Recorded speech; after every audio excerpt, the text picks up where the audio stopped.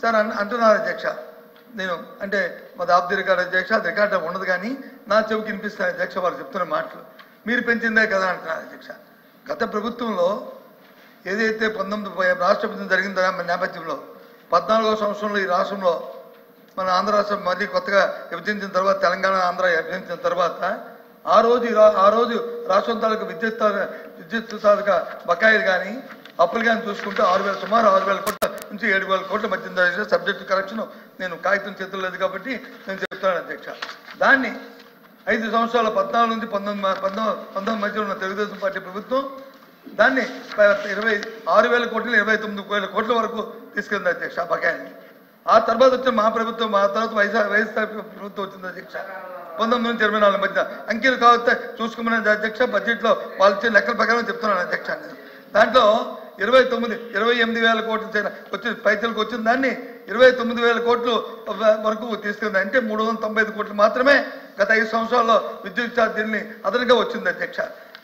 ఇది భారానికి డిస్కంల భారం. అదే 5 సంవత్సరాల్లో వచ్చి సుమారు 22,000 కోట్లు వచ్చి అది వచ్చింది. కారణం ఏంటి అధ్యక్ష? గత 5 సంవత్సరాల్లో 14 నుంచి 19 మధ్య ఉన్న ప్రభుత్వం డిస్కామ్లకు వచ్చి 15,000 కోట్ల రూపాయలు మాత్రమే ప్రభుత్వం నుంచి వారికి సబ్సిడీ కింద వచ్చి చెల్లించడం జరిగింది అధ్యక్ష. అదే వైఎస్ఆర్ జగన్మోహన్ రెడ్డి ప్రభుత్వం అధ్యక్ష 45,000 కోట్ల రూపాయలని విద్యుత్ రంగానికి వచ్చి కేటాయింపు చేసింది అధ్యక్ష. పాలసీ లెక్కలో ఉన్నాయి అధ్యక్ష. నేనేమి తయారుగా చెప్పట్లేదు అధ్యక్ష. అంటే ప్రభుత్వాలు వచ్చి ప్రజలకు మనం ఎన్నికల్లో వాగ్దానాలు ఇచ్చిన తర్వాత ఆ నేపథ్యంలో వచ్చి ఈ కార్యక్రమాలు వచ్చి ప్రభుత్వం భరించాలి అధ్యక్ష. ఇవాళ చూపించాలి ఎందుకు పెంచాలి అధ్యక్ష? ఏం దాని సబ్సిడీ కింద ప్రభుత్వం దాన్ని కేటాయింపు చేయొచ్చు కదా. ఎందుకు సామాన్య ప్రజల మీద వచ్చి ఆ భారాన్ని మోపాలి అధ్యక్ష? అవసరం ఏమొచ్చింది అధ్యక్ష? మీరు వాగ్దానం వచ్చాం కదా అధ్యక్ష. చేయకుండా ప్రభుత్వమే వాళ్ళకి ప్రభుత్వాన్ని పెట్టి వాళ్ళని అధికంగా పెట్టి మళ్ళీ దాంతోపాటు ఇప్పుడు గౌరవ సభ్యులు లక్ష్మణరావు చెప్పి మరి కోడికించట్టు మళ్ళీ ఇంకో 11,000 కోట్లు పెట్టి ఏం చేద్దాం అనుకున్నారు అధ్యక్ష.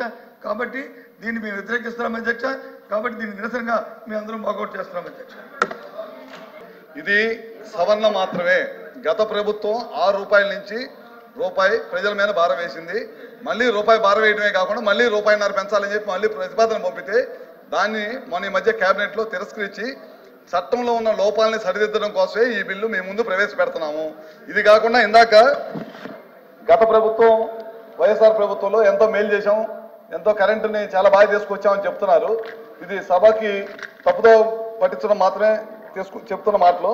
2014-19లో తెలుగుదేశం పార్టీ అధికారం చేపట్టే నాటికి ఆ రోజు ఆంధ్రప్రదేశ్ రాష్ట్రంగా అప్పుడు ఆ రోజు దాదాపు 6 నుంచి 10 దాకా సాయంత్రం పూట కరెంటు విపరీతమైన పవర్ కట్స్ ఉండేవి.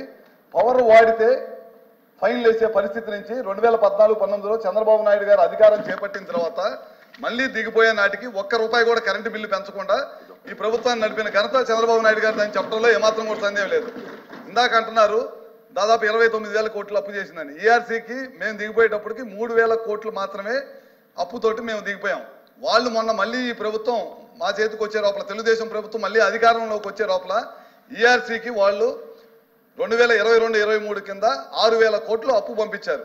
అదే కాకుండా 23-24 కూడా మళ్ళీ ప్రతిపాదనలు చేశారు 11,000 కోట్లు. అంటే కేవలం 17,000 కోట్ల రూపాయలు ఒక్క ఈఆర్సీకి మళ్ళీ పంపించి ప్రజల మీద భారం వేసి మెదలకుండా చెప్పకుండా ఇంటికి వెళ్ళిపోయారు అన్నమాట. ఇవన్నీ ప్రజలు గమనించారు కాబట్టి వాళ్ళని 11 సీట్లకు మాత్రమే పరిమితం చేశారని చెప్పి సభ దృష్టికి తీసుకొస్తున్నాం. ఈ వీడియో మీకు నచ్చినట్లయితే please share, like and subscribe R24 Telugu.